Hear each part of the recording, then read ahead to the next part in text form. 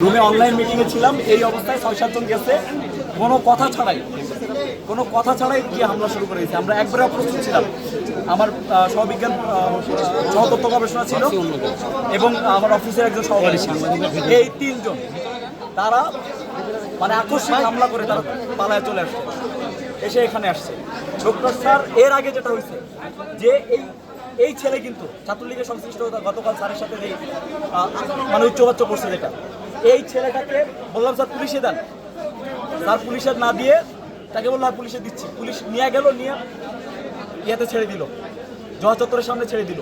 সেই ছেলেটা আমি গিয়ে বসছি মাত্র গিয়ে আমার উপর গিয়ে হামলা করছে। এটা দায় আমি মূলত কাকে দিই? ওখানে সংশ্লিষ্ট যত সাধারণ শিক্ষার্থী ছিল আজকের এই ঘটনায় আমার উপরে হামলা হতে পারে, তাদের উপর হামলা হবে না এটার গ্যারান্টি। এখানে আসার পরে প্রক্টর স্যার তাদের ভিতরে ঢুকে গেটে তালা লাগাই দিল। এটা জানা কথা যে এখানে রিডিং রুম, এখানে পরিবেশ নষ্ট হবে। সে একটা দপ্তরে গিয়ে হামলা করে আসছে, এখানে ব্যক্তিকে হামলা করে যেত, সে আচ্ছা শুধু গিয়ে হামলা করে আসছে। এখানে একদম টু দ্য পয়েন্ট একটা প্রশ্ন করি। একটা বিশ্ববিদ্যালয় সেন্ট্রাল লাইব্রেরিতে ঢুকে বিশ্ববিদ্যালয় কেন্দ্রীয় ছাত্র সংসদের নেতারা এবং একটা রাজনৈতিক সংগঠনের নেতারা তারা কি এখানে হামলা করতে পারে কিনা? বিশ্ববিদ্যালয়ের কেন্দ্রীয় ছাত্র সংসদের অফিসে গিয়ে কোনো শিক্ষার্থী বা কোনো ছাত্রলীগ হামলা করতে পারে কিনা? এটা নিরাপত্তা আমি ডিজার্ভ করি কিনা? সেটার প্রতিবাদ স্বরূপ কি আপনারা আইনের হাতে তুলে দিয়ে দেখলাম তো কি হলো? আইনের হাতে তুলে দিলাম তো, আপনাদের সামনে আইনের হাতে তুলে দিলাম। আইন কতটুকু করতে পারছে আমাদের ইনসাফ? 2 বছর ধরে ছাত্রলীগের ব্যাপারে কোনো ডিসিশন না নিয়ে আজকে এই পরিস্থিতিতে তারা নিয়ে আসলো। এটা দায় আমি কাকে দিব? আমি আইনকে দিব, আমি প্রশাসনকে দিব। যখন তারা দিতে পারতেছে না তখন তো আমাকে নিতে হবে। হ্যাঁ, ওখানে আহত মানে কি?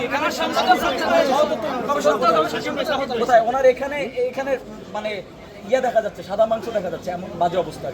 অনেকে আকস্মিকভাবে হামলা করা হয়েছে। ওরা ছিল 7 জন, আমরা ছিলাম মাত্র 3 জন। এবং আমরা জাস্ট বসে আমি তো সহতত্ত্ব গবেষণার সাথে কথা বলতেছিলাম, আকস্মিকভাবে তারা গিয়ে হামলা করছে। আমি চিনি না তাদের।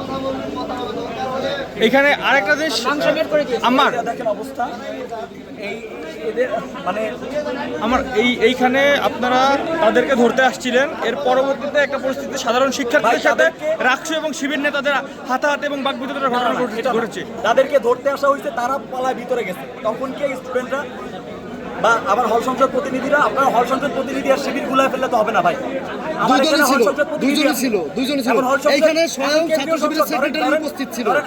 আমি রাকসু এখানে শিবিরের সেক্রেটারি উপস্থিত ছিল। সাধারণ সম্পাদক, আমার উপরে হামলা হয়েছে শিবির প্যানেল থেকে নির্বাচন করা তথ্য গবেষণা সম্পাদকের উপর হামলা হয়েছে। তারা তো না এইখানে শিবিরের সাধারণ সম্পাদক ছিল, শিবিরের মিডিয়া সেক্রেটারিও এখানে ছিল যখন মারামারি এটার ডিসিশন তাদের থেকে নিতে হবে। এটা তো এবং এর পরবর্তীতে রাকসু নেতাদের সাথে সাধারণ শিক্ষার্থীদের একটা ধস্তাধস্তির ঘটনা ঘটছে। আমরা বের করে নিয়ে আসার চেষ্টা করছি, কোনো ধস্তাধস্তির কিছু না। তারা তাদের জায়গা থেকে তারাও বুঝে উঠতে পারে না যে ভিতরে আসলে কি হচ্ছে। ভিতরে 15 মিনিট ধরে ছাত্রলীগের 3 জন ওখানে ভিতরে ছিল, তাদের উচিত ছিল বের করে দেয়া, তারা এটা বুঝতে পারে নাই।